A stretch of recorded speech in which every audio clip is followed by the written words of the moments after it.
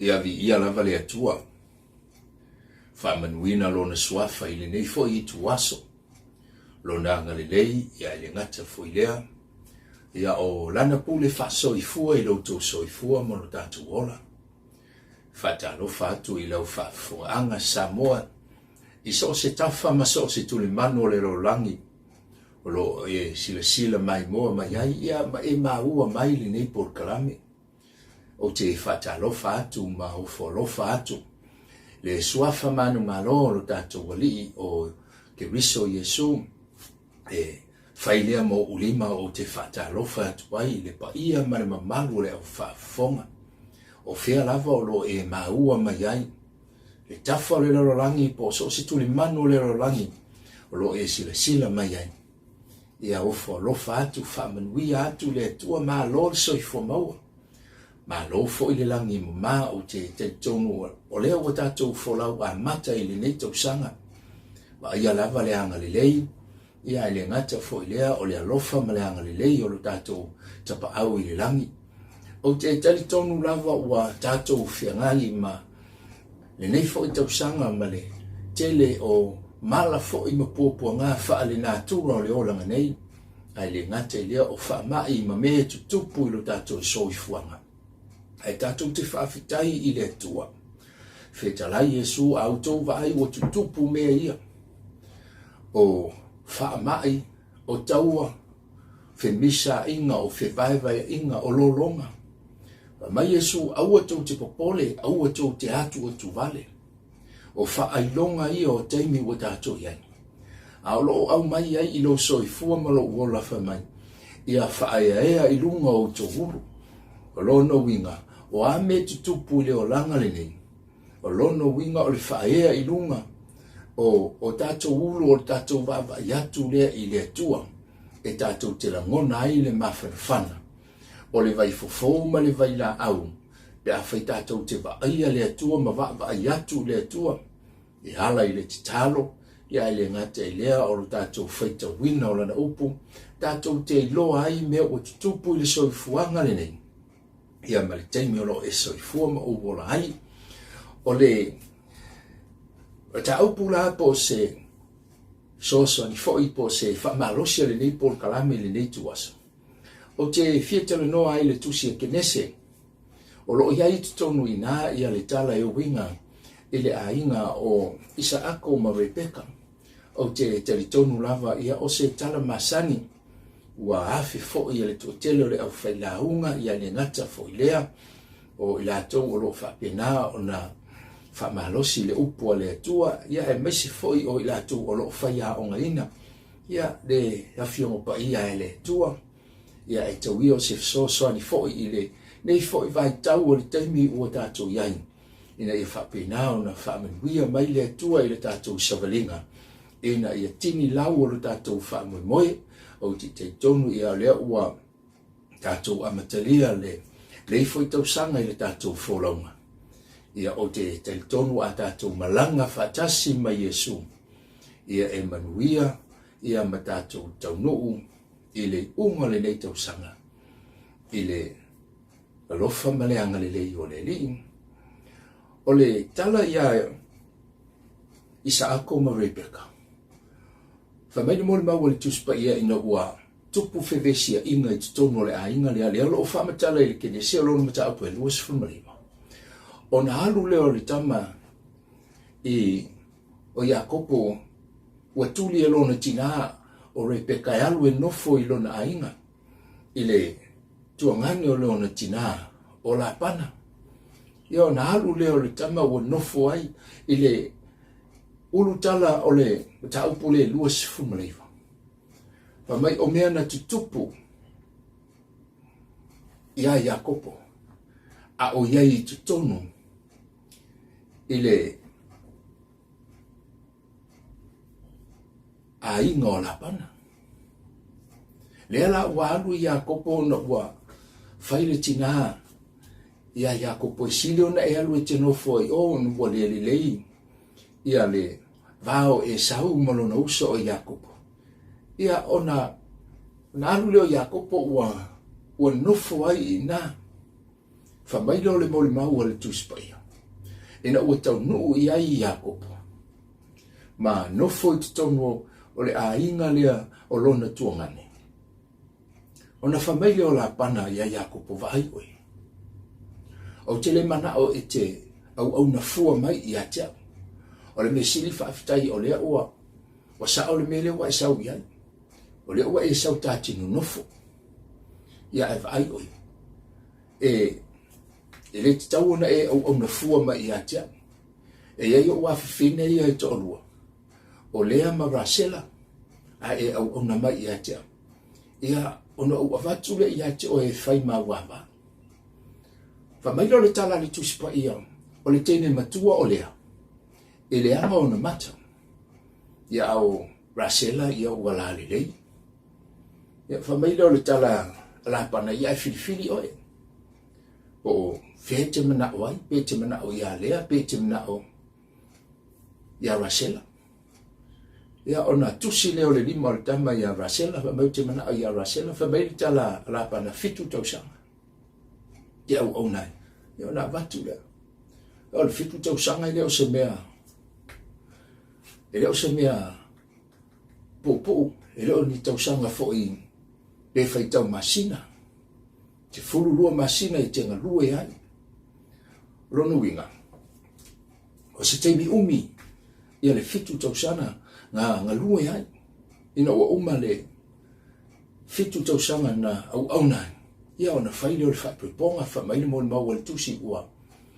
Ave i ai, ia le tamaita e peolo na manao. Ai ina ua malama le taeo.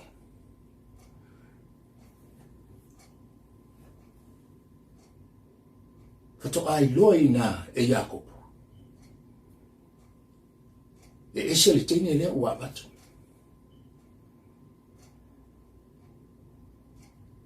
Le whaipoiponga ua li ua i le whaanonoa.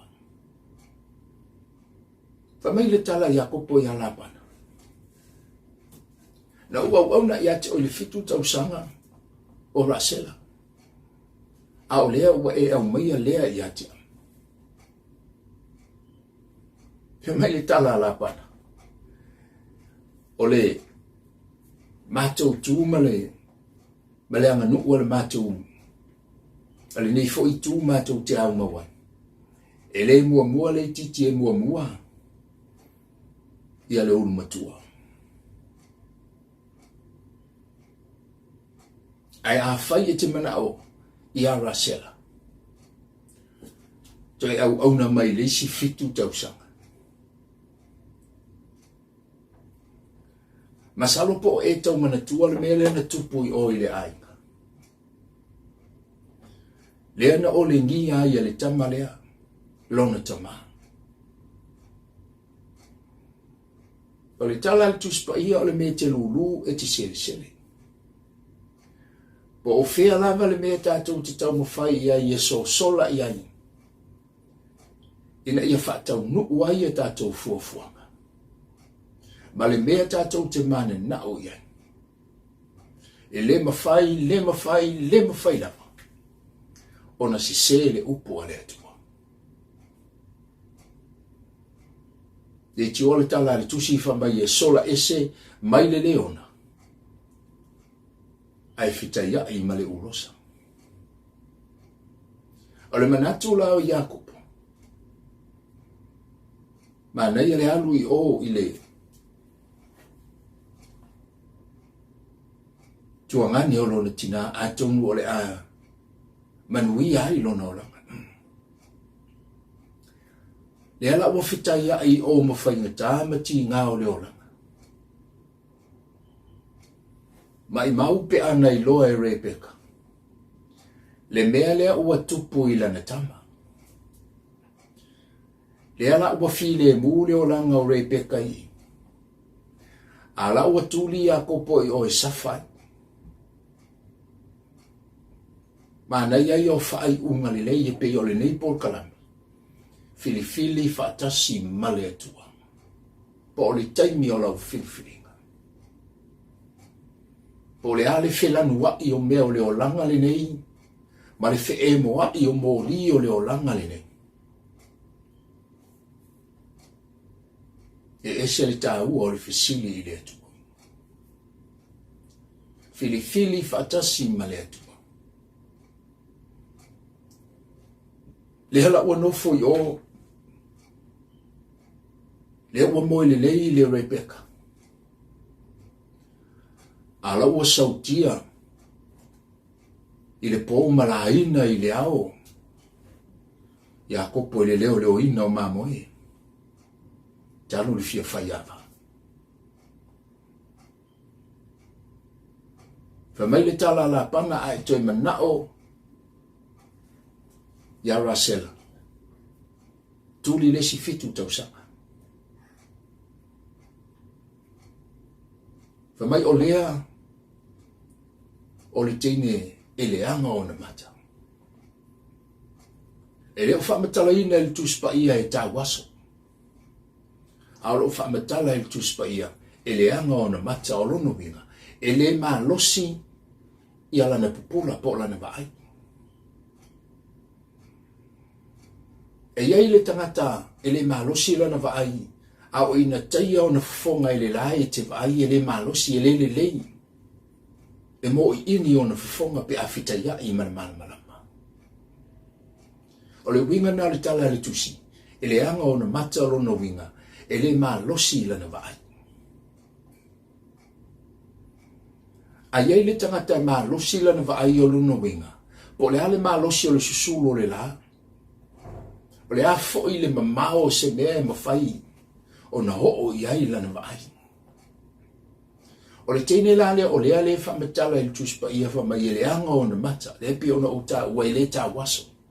Alono winga. E le mamao o la na vaai.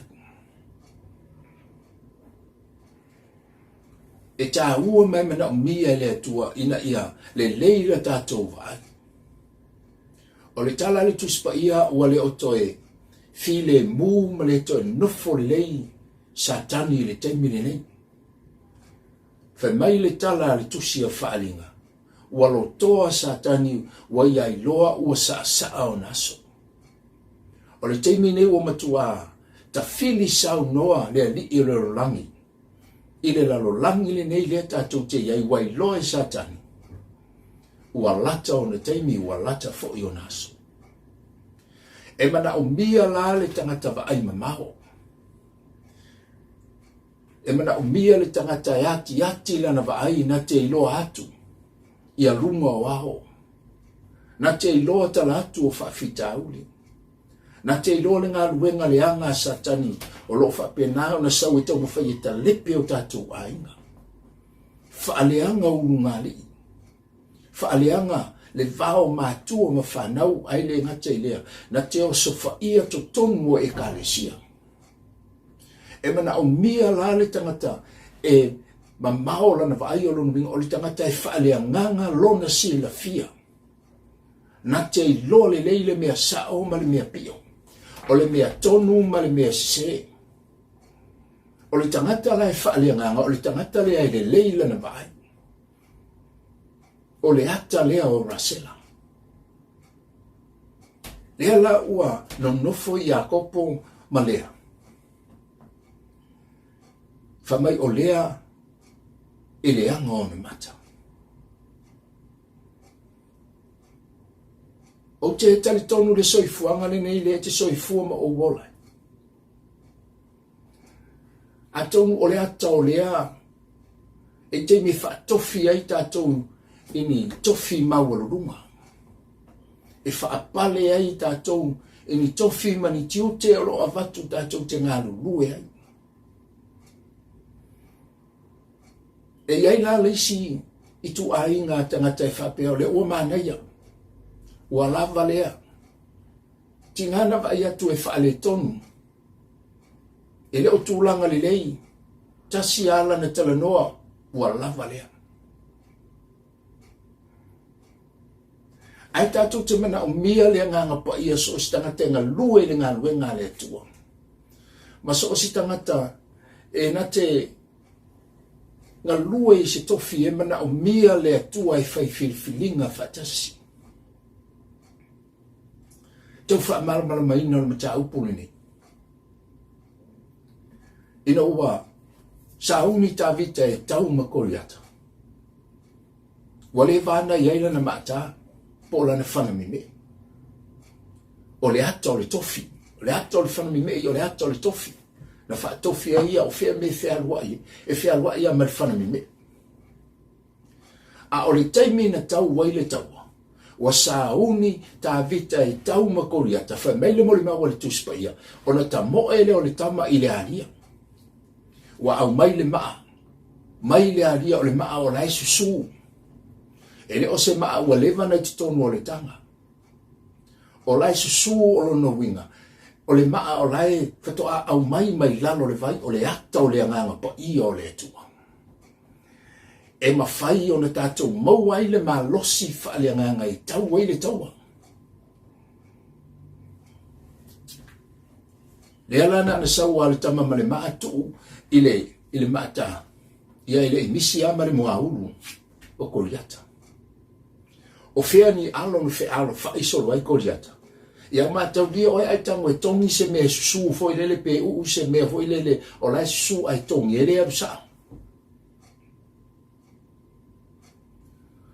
O la ua whana li tama ia le whangmeme i po le mata. I masalo ai kongi aku alai fe alo fa isolo ia le ulu o koriata. E te o la fo ia le watu ma le maaya. E le alu sa o la fo ia e fe alo ma le watu o le maa wako apaka kuru moa. Te lo le tāua le nao le whaauunga.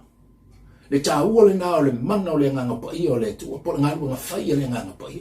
Po o whele me whi alo whai solo ele ti apono. E na kua paka kukongua. Ele e misi ama le moaru. E e lale si tangata e ngalua ele tofi e le wha suaua. O na ngalua e mango e alea. Ngofo mango e a inga. Bawa le mea la ie bawa le mea. Ia u whae aina u le tofi. E ti ngā lana wa ai atu, wale e manuia le mea lai ai. A lai fe mai lea o okay ya, walava lea. That's good enough for me. Ai manai le wa ai e Jakopo. E wa ai atu e whaale e seki mai e fōringa o lon tōrua. Leo tele whai atu e sui. O le ale la le lei u wha manuia ai o e le atua. Vi ia le li. Atonu pele manuia o na fufonga. Ai atonu o lo la le leilo na loto. O le mea tāua le nai le tua. Le lau fe mai le tala la pana ia Jakopo. A whai e te manao ia Rasela.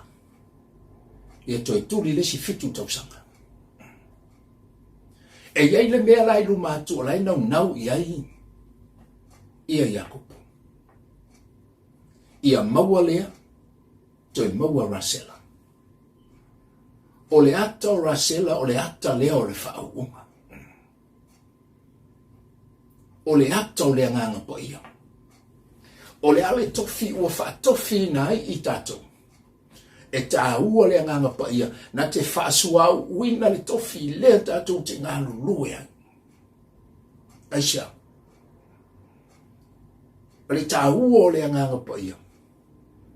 E tafe atu ai manuia. Po ani mea whaale tonu o le o langa le nei. E alu atu ai le alofa. E alu atu ai le loto wha mangalo.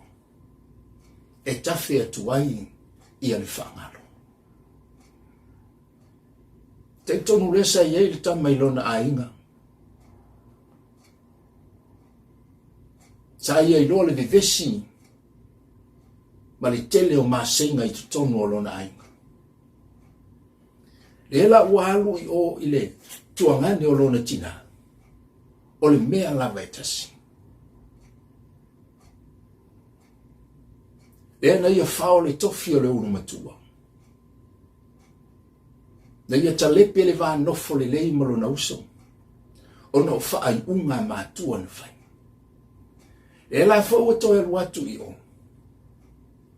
O le mea la metasi. Le ala fe mela na tau tinonga maneia e au mai Rasela. O le winga o le upu Rasela o nono winga.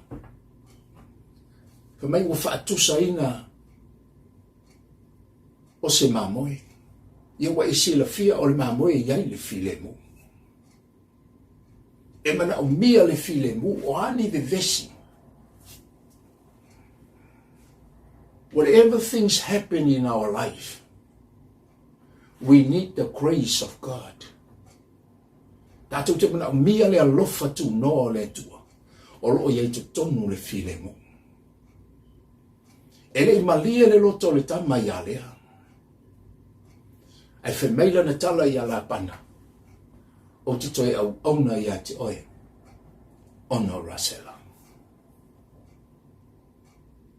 Wa uma le fitu tau sanga. Wa fua iai rasela. Ka mai lau le mole maua le tuspa ia ao. Ngā lua I te tonu o le ainga o la pana. Wa alu aso ai sau aso wa iai lona manatu o le ao toi fo I ona ainga. Au nofo te tonu I.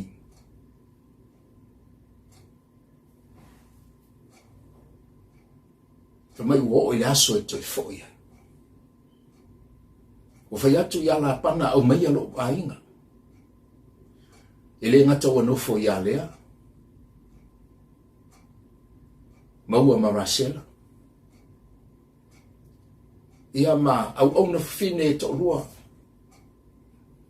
A lea marasela. O fai manava. O to tele non au ainga. E ui ala I ona to lua ia e toto. Po teine ia e toto. Ai pe ole to afalea o rasela. E pele I le loto le tamale.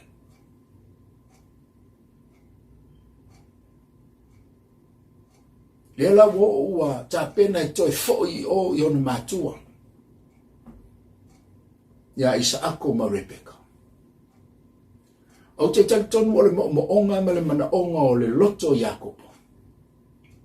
Se taunu uia I lona ainga. Fa mai le tala le tuspa ia.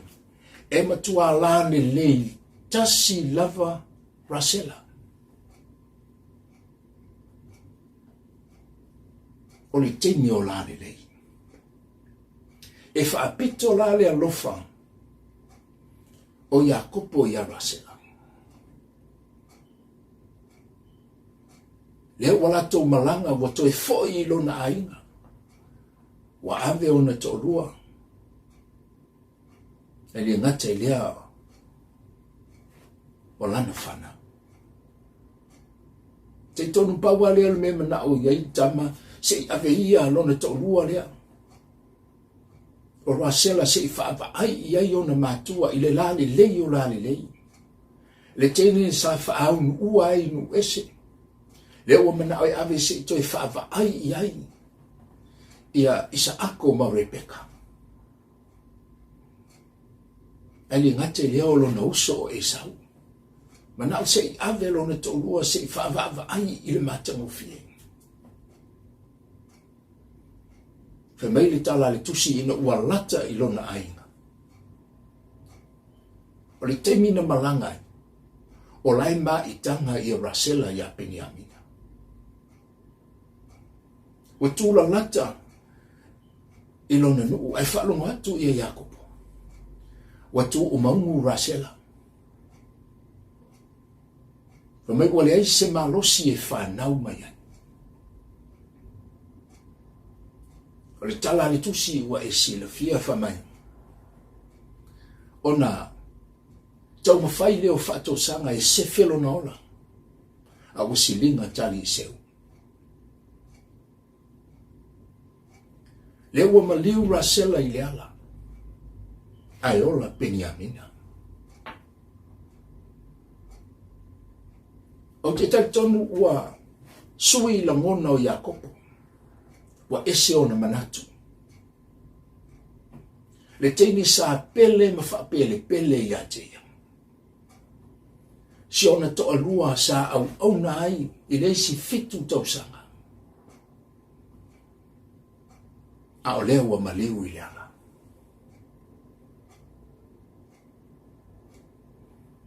E iei te me whewesi iei o tātou a inga taruai. E ese loto mātua I whanau. Le mea lea sa tupu I oi le amatanga.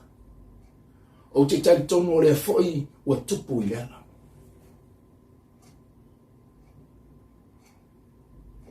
E iai nisi o whanau e pele I mātua. A iai nisi o whanau e whatutua nai.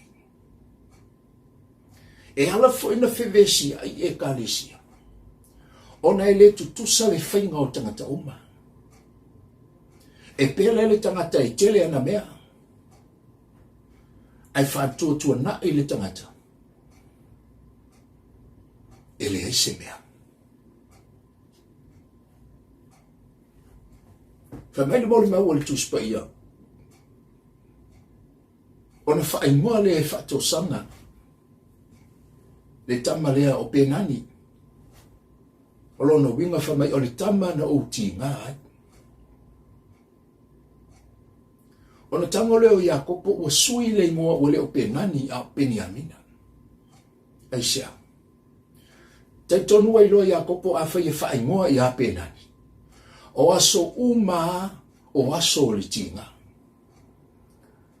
O ana me whai, o ana whai unga I whai o le ale le lei o le a whai ma le tinga.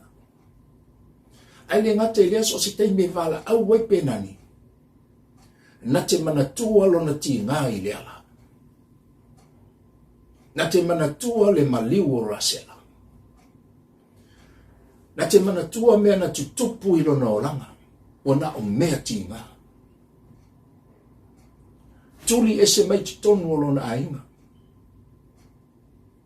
Sautia I le pō maleao I ala pana. So se taimi e tauai penani. Wana o tinga o mana ma pōponga. Pamani mori mau le tuspa ia o na sui lea Iakopo I a Peniamina. Ai sui mai I Peniamina o lo ulima tau. Na te manatua le ao malosi o le atua. E whaalango lango I ai. E uina lutia le wholaunga I le ala. Ai whamai o le asui le ingoa I a Peniamina. O lono winga o le lima tau. O le lima o le malosi. Le te ofe talai. Le au no ta vita whamai le tua. Ia e tau fia e a te au lo ao tau. O lo iai le malosi. Le ala pia ona o tala noa. Whamai o penani, whamai ta maloa. O Iakopo I le ai. Ia whaingoa ia te ia o Penian Amina o lo lima tau. Ai asui mai ma whaingoa mai Peniamina. O ia o le ao o lo iai le manosi. O lo iai le manu mano. Foi mai le mori mau o le tusi. Ua whaingoa ia Peniamina.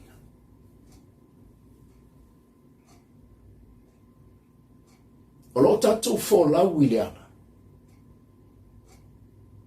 A ngai I le ola I whamau. Tatou te le mana o mia ni meti ngā o le wholau mani. Nei whamai le tala tuspa ia. A fio mai Yesu na te avatula na ekalisia. O le ekalisia le ise ila, le ise pona, le ise maanu minumi o lono winga. Le ai mani mea whaalua lua ngia o le olanga li nei. Po ni whaafati ata mai o le olanga li nei. E te tau na whaamama, ma whaalelei, ma whaamatanga o fie mea uma. A to savalia le ala I le langi.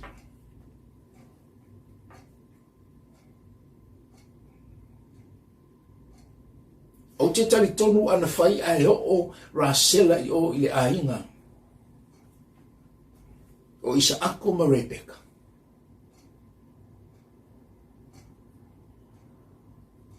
O te tali tonu o le a whātua nai. Na isi tina ia e totoro. Pe a whai o le pele Rasela. Pe a whai o le lale lei o lale lei Rasela.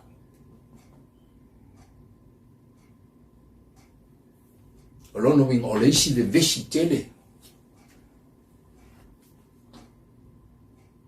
Leo le atupu pe awhai o le atau nuu I te tonu. O le ainga o Iakopo.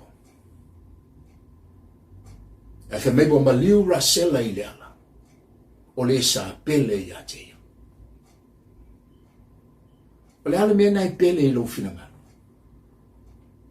Ua whainga tahai o na tātou talia le wala ua lofa le tua. Ina ia mawhai o na wheliwa ina ma whesuia ina o tātou ngolanga I lere. O le ase mea o loo numeratasi ia te oe o loo pele ia te oe o loo whai ma whaalawe lawe. O lo tātou I oe atu I le atua. Wha mai le tala le apostolo Paulo, ia whasio tia o tātou I tūtino oi ne lalorangi. O te talitonu o vahenga na o le olanga o le tino, o lo whai ma whaalawe lawe o whai na tā ai o na tātou I oe atu I le atua. O a mea oi le lalorangi. Nai tala noa I ai le kalatia o lona me tā upe lima. Fa mei wai loa tino fo I ngā ruwe ngā le tino. Ia o mea whape nei. Ia o na saule o le lisi umi I lalo. O le mulilua, o le whaitaanga. O le mata pea pea. O le tuina nau leanga. Po ula o nanga. Losi losi vale o le mataua o masenga. O te talitonu o mea na o lo o pele I le soifuanga o le isi tangata ua whai ma whaalawe lawe. Ua tuai ani, ona I oe atu I le atua ma whape atu le atua o a o le nei. A o tatou wholau ma tatou wanga I atu I le ola I whaamamau. O mea ia I mana o mia, ina ia whasiotia ma tanu mia I le ala no winga. O le ata o lo tatou o langa tuai. Fa mai le apostolo Paulo ila na tusi a kolonito, o te mua I whai atu I a te otou. O te tau atu I a te otou, pei ona o mua I whai atu I le amitanga o e whaia mea whapena. E matua le aiso lato wawa noa I le ora I whama. A tatou wholau maanga I atu, I le unga le soifuanga le nei. E tā ua ina ia oti lo tātou tangata tuan. Fa mai le tala a Paulo wa whaasato roina whaatasi I mā ua makeriso. Au te leo toi ola au keriso o ola I to tonu I atea. I am crucified with Christ. I am no longer liveth, but Christ liveth in me. Leo langa le apostolo, leo so langa le lei. Fa mai le tala a Paulo. Na sili musa hau I mea le anga uma. O lono winga I fōringa mai a whai tau, le telo mea na whai leo apostolo, ma soos tangata wha mai Paulo e sili a. Ai whai maina na tau tinonga taruai, ona o le alofa tu noa o le atua. Le alo no winga.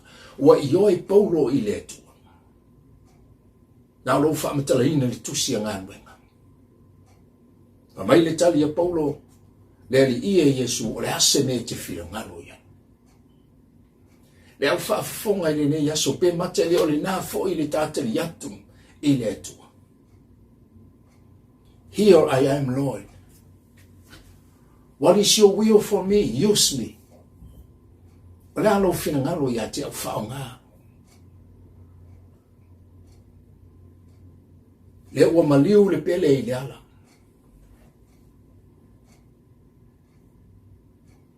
A oalu le malanga. O a mea o loo pele I lo soi fua malo ora. O mea na o loo whai ma whaalawe lave e whaapona I ai la tātou sawaringa.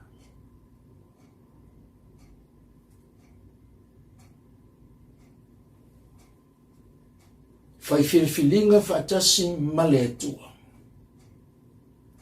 Fa mai le tala Paulo i nā whaatua ia i le lii o Yesu.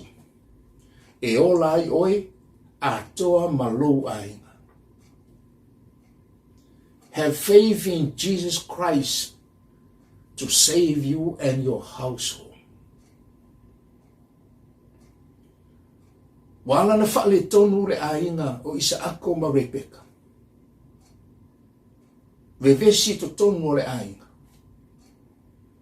O te tali tonu sa ese loto le ainga.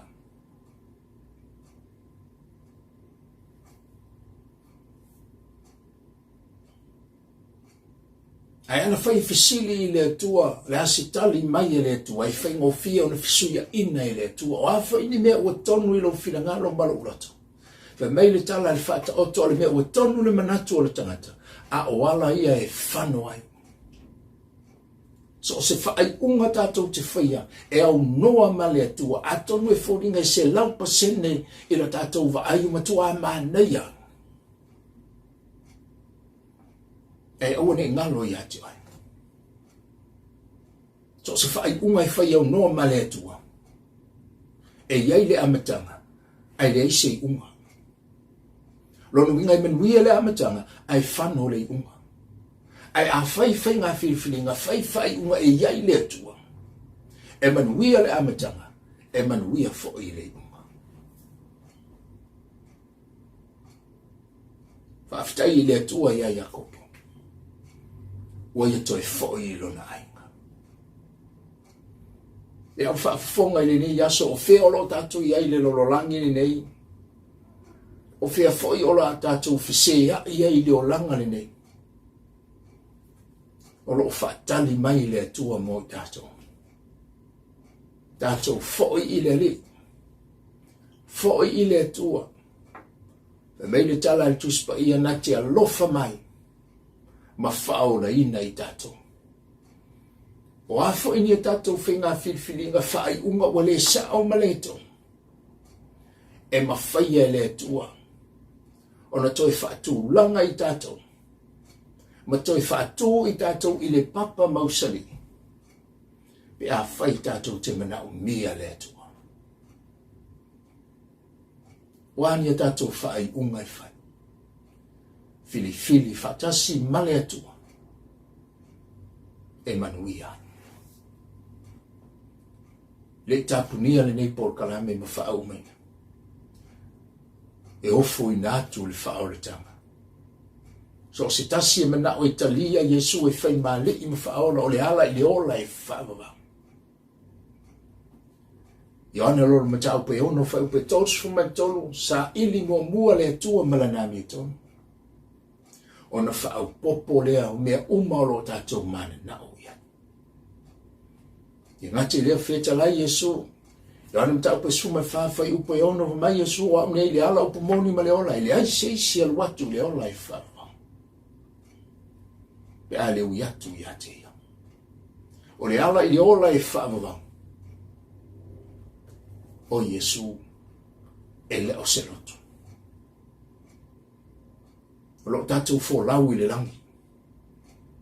E i ule savalinga i le atua mea oma. A o le tātou whainga Filifiliga. Tātou te Filifilia. Po le talia, po le te ena. A talia o le langi. A te ena o le afi. A e mana mia le te talo o le whaorutana. A ta talo whaatasi maa. Whaafitai Yesu i le nei aso. Wa o iloa mau mauti noa o a ua le tangata angasala. O te mana o mia lau whaangangalonga. Stala i nātu lau rata o i ati ai. A fio mai ai. Wa o talia o Yesu e whai male i mwhaola. Wa o iloa mau mauti noa wana oe o le ala. Upumoni ma le ola. O te tau nuu ai le ola e whaava. Fesoso ni mai au whainga Filifiliga. Ina ia tusa malau whilangana. Whaafitai Yesu e te tala le langi ma le ola e whaava vau. moha. I alele. Te maola o te talo le nei aso ai la tau uma o lo o whaafonga mai ma maua mai le nei por kalame.